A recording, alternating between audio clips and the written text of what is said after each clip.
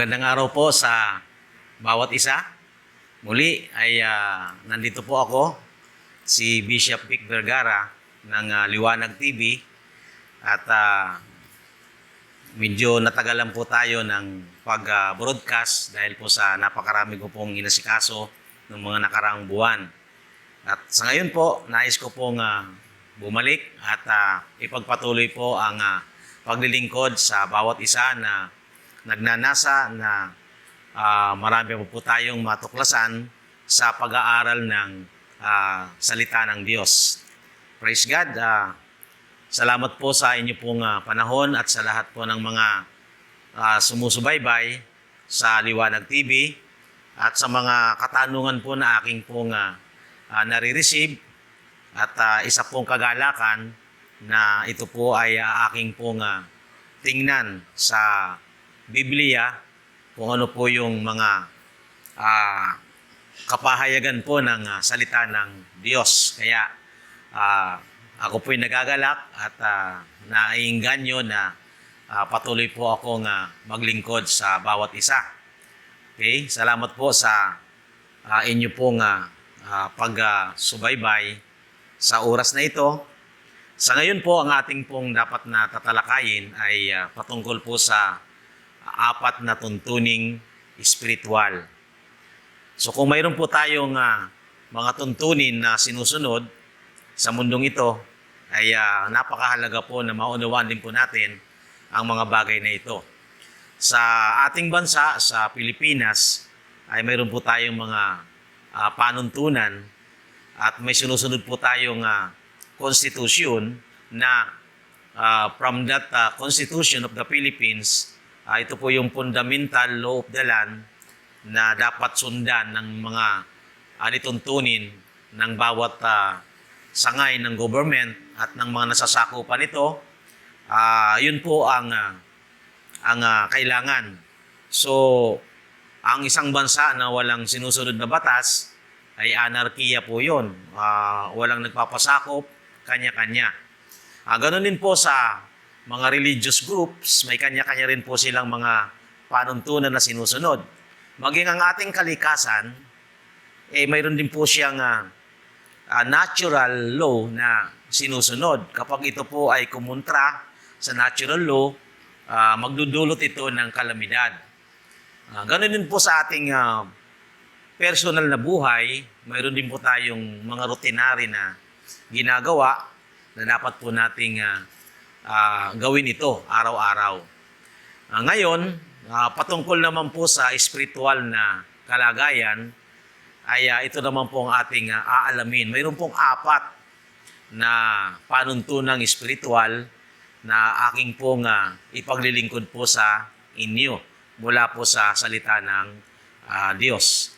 Muli tayo po ay sumandaling manalangin at hilingin po natin ang patnubay ng banal na Espiritu Santo na siya pong may akda ng banal na kasulatan. Let us pray. Gracious Heavenly Father, salamat sa oras na ito, sa panahong binigay mo sa amin. Abutin niyo po ang bawat nakikinig sa programang ito. Kung sila man, Panginoon, ay may mga problema sa physical, sa negosyo, sa kanilang pamilya, Ama, sa pangalan ni Jesus, abutin niyo po ang bawat isa at maging gabay at liwanag ang iyong salita na aming pag-aaralan. And dalangin namin, Panginoon, na ang bawat isa ay makasumpong ng pabor sa inyo at kayo po ay magligtas ng mga tagapakinig sa oras na ito na nasumpungan ang Liwanag TV. Salamat po, Ama. Pagpalain niyo po ang lahat ng nakikinig ng programang ito at kayo po ang magpagaling sa lahat ng nangailangan ng kagalingan at pagpapala sa mga tao na nagtitiwala sa inyo, Ama. Sa bawat kababayan namin sa iba-ibang bansa, kayo po, Lord, ang umabot ng kanila, Panginoong, pangangailangan sa emosyon at maging sa kaaliwan na kung saan sila nagtatrabaho.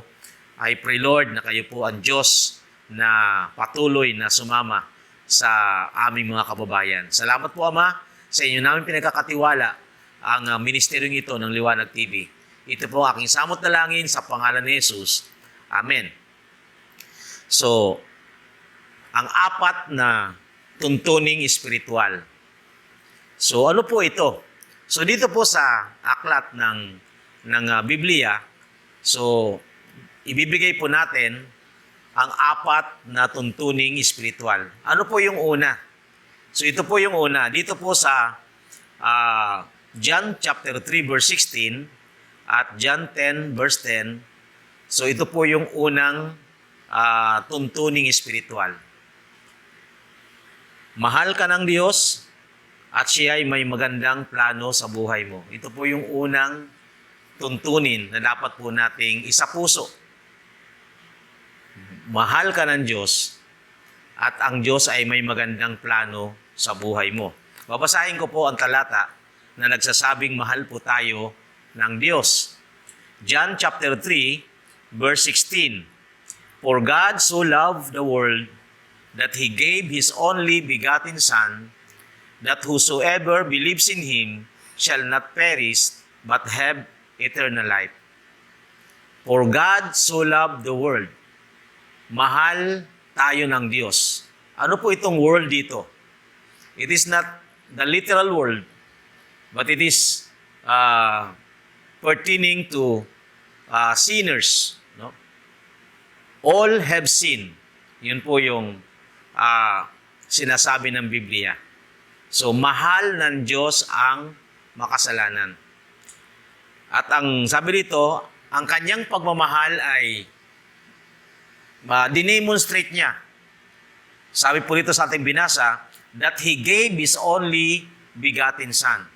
Ang kaparaanan ng pagmamahal ng Diyos ay pagbibigay ng napakahalagang ibinigay niya. Yung kanyang pinakamamahal na bugtong na anak. Walang iba kundi ang ating Panginoong Hesus. At ang sinumang sumampalataya kay Hesus ay hindi mapapahamak bagkus magkakaroon ng buhay na walang hanggan. So ito po yung unang panuntunang espiritual, mahal tayo ng Diyos. Okay? John 10:10, may magandang plano ang Diyos sa buhay mo. Sabi ni Jesus, I came that they may have life and make it and have it abundantly.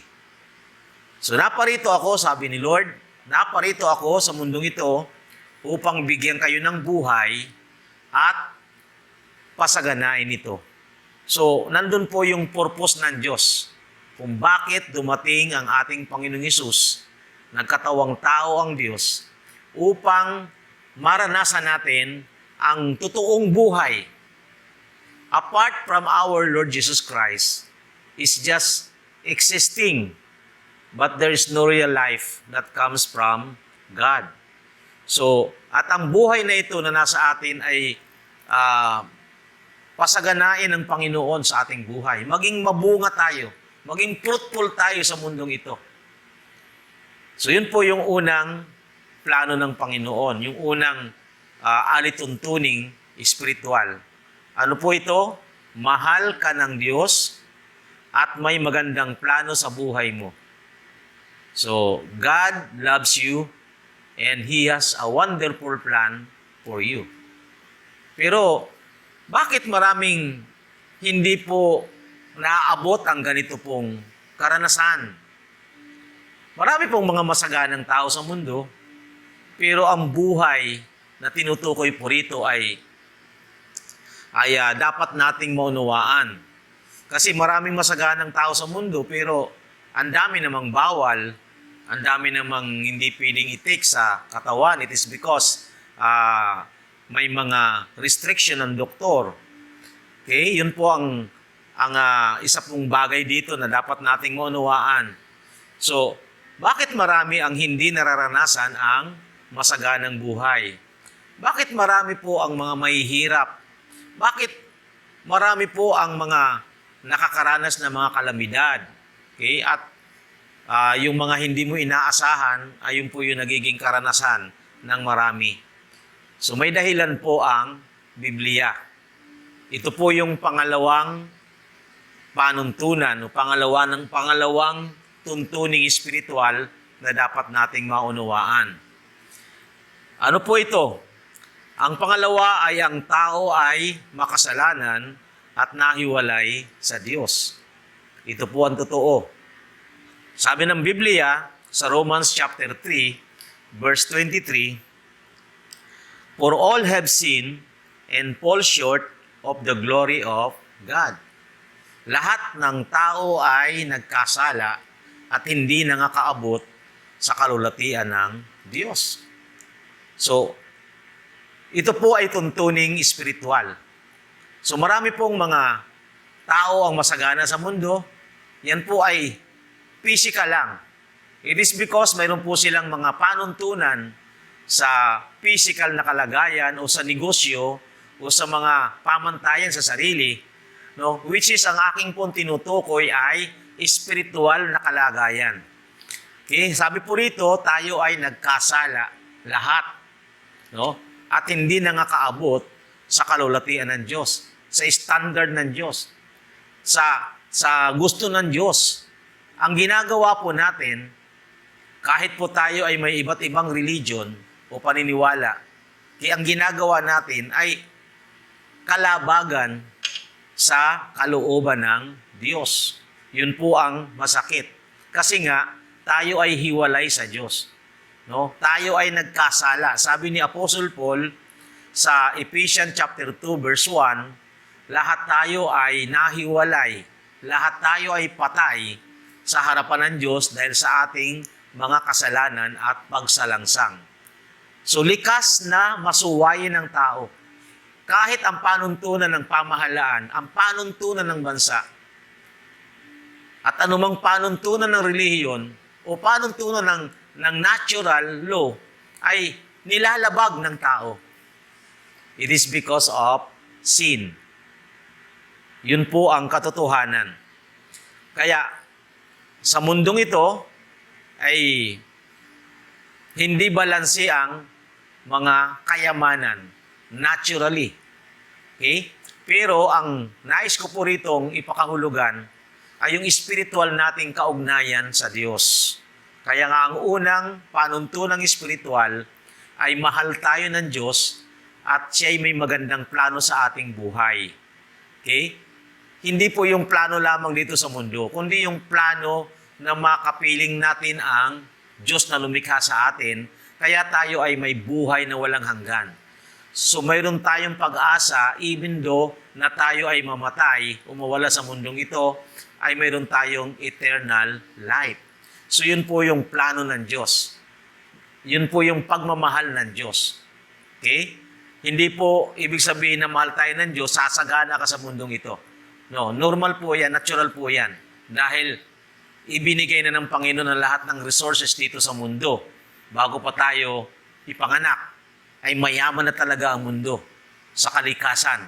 No? Mayaman na mapagkukunan ng lahat ng ating pangangailangan. Pero napapariwara lang ito dahil po sa pangalawang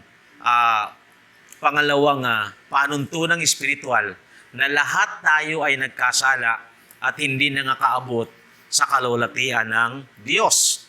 So ano naman ang kabayaran ng kasalanan natin?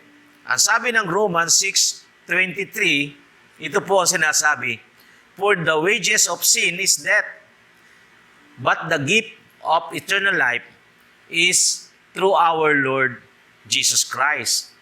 Tingnan po ninyo, wages of sin is death. Talagang tinatrabaho, no? Pinagtatrabahuan. At ang kabayaran ay kamatayan. So, ang kasalanan sa mundong ito, after the fall, ay lumawak. Sa Biblia po ay mayroong 317 kasalanan na naitala at nagawa ng tao. At ang kasalanan ito ay nahahati sa dalawa, isang negatibo at isang positibo. No? At ang positibong yan, pag-aaralan natin. Ito naman po, sa panahon natin ngayon, ay gusto ko lang ibigay yung 4 na tuntuning espiritual. Ano yung una? Mahal ka ng Diyos at may magandang plano sa iyo ang Diyos. Kapatid. Pangalawa, dahil sa unang tuntuning spiritual na to, na minsan bakit ganon? Ang ganda ng plano ng Diyos sa atin, pero bakit palpak tayo? Kasi nga, yung pangalawa, lahat tayo ay nagkasala at nahiwalay sa Diyos. So, ang tao ay patuloy na nagsusumikap maabot ang Diyos at masaganang buhay. Pero bigo. Bigo pa rin ang tao. Halimbawa, so maraming nagkukumahog sa mga mabubuting gawa. Good works. Charity. No, mga pilantropo. Okay? Dahil kapag ito ang basihan ng ating paglapit sa Diyos, upang gusto nating mapalapit sa Diyos at makapasok sa langit, ay hindi po sa pamamagitan ng ganyan ang tao. Okay? May kanya-kanya tayong mga religion, paniniwala, pero ang tanong, ito bang relihiyon natin ay may kaugnayan sa Diyos? So hindi naman po masama ang religion kasi nagkakaroon din po tayo ng mga disiplina sa pamamagitan ng ating mga kinakaanibang religion. Pero dapat po nating i-check na kung ang religion bang ito ay may kaugnayan dun sa plano ng Diyos sa ating buhay. Okay? Mayroon bang mga kasagutan ito sa lahat ng ating mga katanungan sa ating buhay? Okay? Kaya nirerespeto natin ang iba't ibang relihiyon at paniniwala sa mundong ito at mga iba't ibang mga pag-aaral sa mundong ito. Pero ang dapat po nating masiguro kung tayo nga ba ay dumating na sa punto na haharap tayo sa Diyos. Tayo ba ay papasok sa langit? So yun po yung, kasi bawat religion may langit na ipinapangaral eh. At mayroon din pong mga kaparaanan ng kaligtasan. Pero ang problema rito ay yung diniklara po ng kasulatan na lahat tayo ay nagkasala at hindi na nakarating sa kalulatian ng Diyos. Paano tayo makakapasok doon kung bagsak tayo sa standard ng Diyos? So yun po yung pangalawa. Okay? Iba't ibang mga kaparaanan ng tao, mga moral life, mga donasyon, no? Etc. No? Para lamang makapasok sa kaharian ng Diyos. So, yan po yung pangalawa na panuntunan. Lahat ng tao ay nagkasala at nahiwalay sa Diyos. Kaya ang hirap abutin ito. Okay? Ang hirap. Pangatlo na panuntuning espiritual. Si Jesucristo ang tanging lunas sa kasalanan ng tao. Praise God. Ito yung pangatlo na dapat po nating maunawaan. Si Jesucristo ang tanging lunas sa kasalanan ng tao. Tinuro siya ni John the Baptist, no, na dumarating sa John 1:29. Sinabi ni John the Baptist, narito ang kordero ng Diyos na nag-aalis ng mga kasalanan ng sanlibutan. Sanlibutan, mga taong makasalanan. Itinuturo ni John the Baptist si Jesus bilang kordero ng Diyos na nag-aalis ng mga kasalanan ng sanlibutan. Ito po yung pangatlong panuntunang espiritual. Si Jesucristo lamang, the only provision, ang tanging lunas sa kasalanan ng tao. Okay? So bakit po si Jesucristo ang tanging lunas sa kasalanan ng tao? No? Una, namatay siya para sa atin. Hindi para kaninuman, kundi para sa tao. Okay? Sabi rito sa Romans 5:8, but God demonstrate His own love towards us in that while we were yet sinners, Christ died for us. So namatay si Jesus. Ito'y pinapaalala ng Diyos, ang kanyang dakilang pag-ibig sa atin nang tayo'y makasalanan pa, si Kristo ay namatay dahil sa atin. So that means that the first plan of God, mahal tayo ng Diyos, ay pinatunayan dito sa tanging provision ng Diyos sa tao. ang ating Panginoong Hesukristo. Okay? So, ang kamatayan ng ating Panginoon ay hindi salitang talunan na sinasabi po ng mga ibang tumutulig sa Panginoong Hesus bilang tagapagligtas ng ating buhay. It is the death of triumph, victorious death, not for himself, but for the sinners. Yun po ang sinasabi ni Paul sa kanyang salita, na ang krus ni Kristo ay kamangmangan dun sa mga mapapahamak, pero kapangyarihan dun sa mga naligtas. Kung tayo po ay nasa katayuan ng naligtas at naniwala tayo, kapangyarihan po ito sa buhay nyo. No? The crucifixion of Jesus, no, siya po'y ating substitution. Dapat tayo nandun eh. Pero inako ni Lord ang lahat ng ating mga kasalanan. Kita niyo po, kaya kung mayroong mga tao makakagawa niyan, ang hirap. Only Jesus can do that.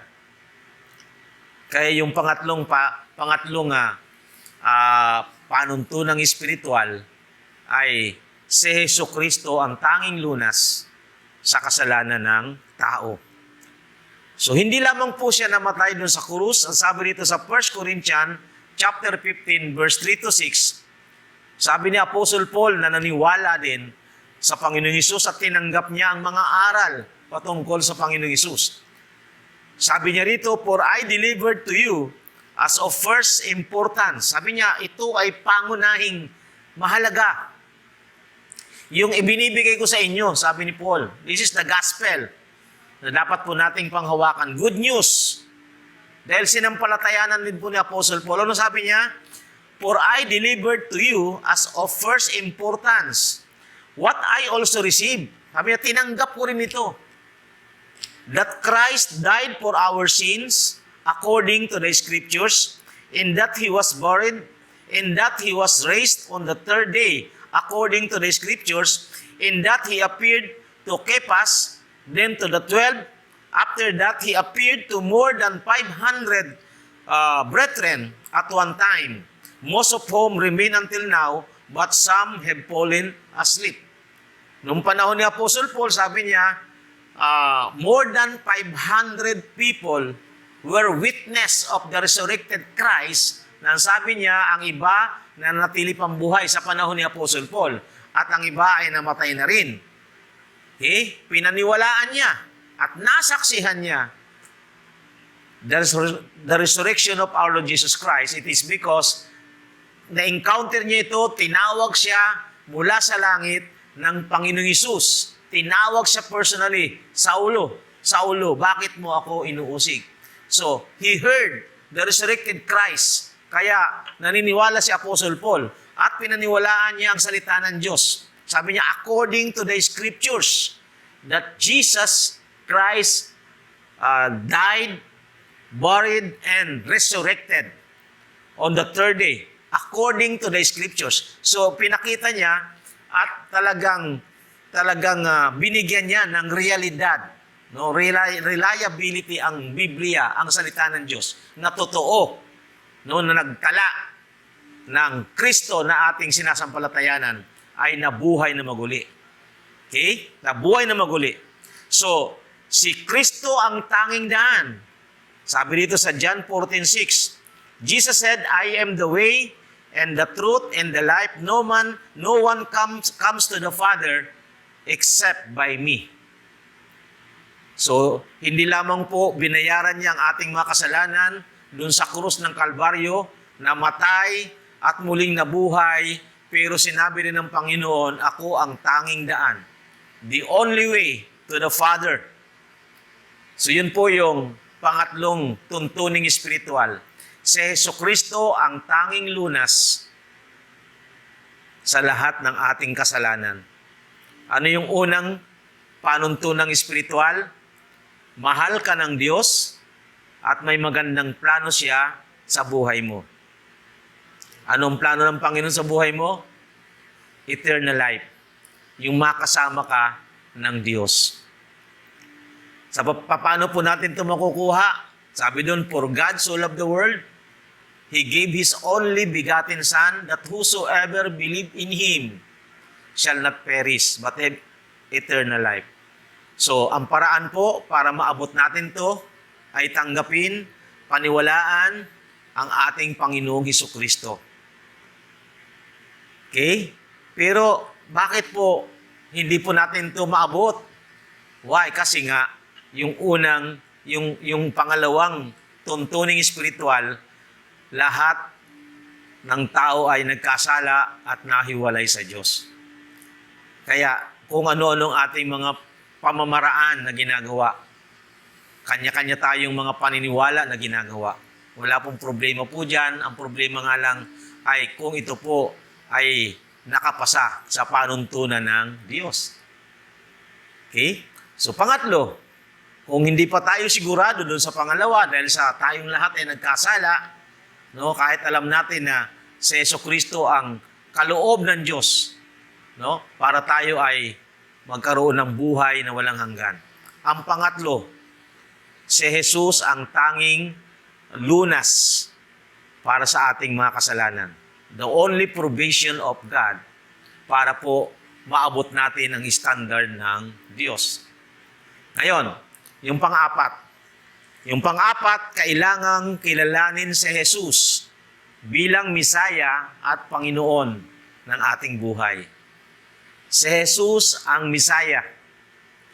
Dito po sa John 1:12, sabi po rito, but as many as receive Him, to them He gave the right to become children of God, even to those who believe in His name. So yung konteksto po rito, si Jesus Christ rejected. Hindi pinapaniwalaan, hindi tinatanggap. Okay? Hindi siya recognize. Kaya naman pagdating sa verse 12, sa lahat ng mga tatanggap sa Kanya. It is not the literal na pagtanggap. Ito po ay pagkilala. No, pagsampalataya sa Panginoong Hesus bilang Panginoon at Misaya, tagapagligtas ng ating buhay. So yun po, ano bang kahulugan? Sabi dito, those who believe in His name. What is the name of Jesus? It means salvation. So if Jesus is in you, you have an assurance of your salvation. So Ephesians chapter 2 verse 89, for by grace you have been saved through faith, and not of yourselves. It is the gift of God, not as a result of works, so that no one may boast. Tingnan niyo po, ano? Kaya, kailangan nating kilalanin si Jesus bilang Misaya at Panginoon ng ating buhay. Yan po yung John 12. No, kaya nga, dapat dito po, maintindihan po natin, yung assurance of our salvation. So, natitiyak mo ba na ikaw ay naligtas sa biyaya ng ating Panginoong Hesus? So ulitin ko po, ano ang apat na tuntuning espiritual? Una, mahal ka ng Diyos at siya'y may magandang plano sa buhay mo. Pangalawa, dahil hindi po natin ito maunawaan at maintindihan, ang pangalawa pong tuntunin ay lahat ay nagkasala at nahiwalay sa Diyos. So hindi tayo nakaabot doon sa panuntunan ng standard ng paglapit natin sa Diyos. Lahat, kapos. Ginagawa natin ang lahat sa pamamagitan ng mga mabubuting gawa. Pero sinabi po ng Biblia, hindi po yan ang batayan dahil maraming magmamalaki kapag sa ating pong kaparaanan. Kaya naman sa number 3, yung pangatlong tuntuning espiritual, si Jesucristo ang tanging lunas sa kasalanan ng tao. Jesus Christ is the only provision of God to mankind.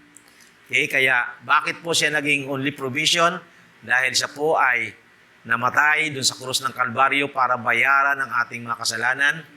Siya ay inilibing at nabuhay na muli sa ikatlong araw para bigyang katiyakan ang ating mga kaligtasan. Okay? Si Kristo ay umakyat sa langit At nandun siya para patuloy na i-intercede tayo sa ating kalagayan ngayon between God and man. At yung pang-apat, kailangang kilalanin natin ang ating Panginoong Jesucristo bilang Misaya, no? Bilang tagapagligtas, bilang Lord, Panginoon ng ating buhay. No? Siya ay Diyos na nagkatawang tao. Kaya naman, sa hapong ito, sa oras na ito, ay tayo po ay lalapit sa Panginoon sa pamamagitan po ng ating mga dalangin. So, ito pong assurance of salvation. Nasa atin na ba ito? Natitiyak na ba tayo na niligtas ng ating Panginoon? So, may buhay na walang hanggan na ba tayo? So, itong talata sa Biblia ay babasahin ko po bilang patunay na kung tiyak nga ba tayong naligtas ng Panginoong Jesucristo. 1 John chapter 5, verse 12 hanggang 13. He who has the Son has the life. He who does not have the Son of God does not have life. These things I have written to you who believe in the name of the Son of God, so that you may know that you have eternal life. Tingnan nyo, no? So bago tayo mag-pray, tinitiyak ni John the Beloved dito sa 1 John chapter 5, verse 12 to 13. Sabi niya, sino mang pinapahananan ng anak ng Diyos? Sino anak ng Diyos? Si Jesus. No, sino man daw pinapahananan ng anak ng Diyos ay may buhay na walang hanggan. Pero kung wala sa iyo ang Panginoong Hesus, ay wala rin sa iyo ang buhay na walang hanggan. Kaya naman, sabi niya, isinusulat ko ito sa inyo na naniniwala sa pangalan ng anak ng Diyos na kayo ay may buhay na walang hanggan. Mga kababayan, mga kaibigan, mga ginigiliw ko pong tagapakinig, natitiyak na ba natin na ang panuntunang ito, ang apat na panuntunang espiritual, ay nararanasan na po natin?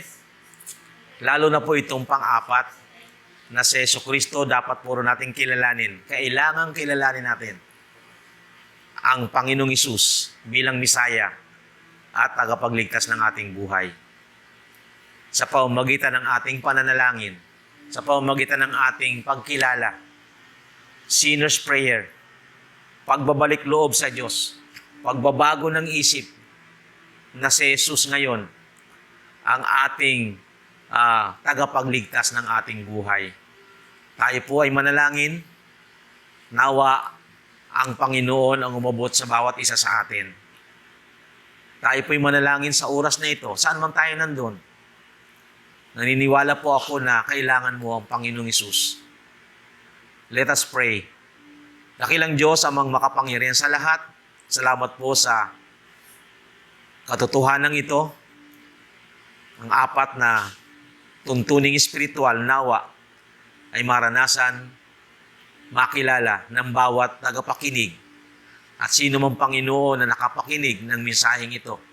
Abutin niyo po siya, Panginoon, at kilalanin Kanya bilang Panginoon at tagapagligtas ng Kanyang buhay.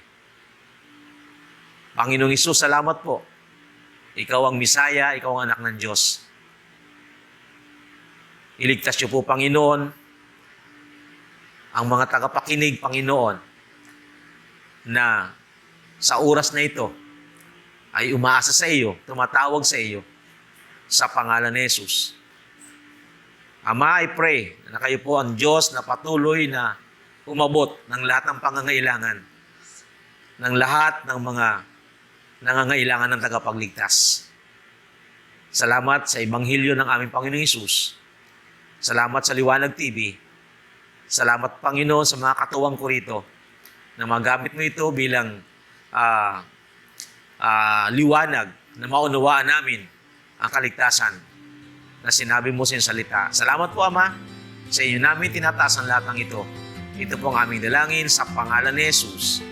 Amen. Praise God.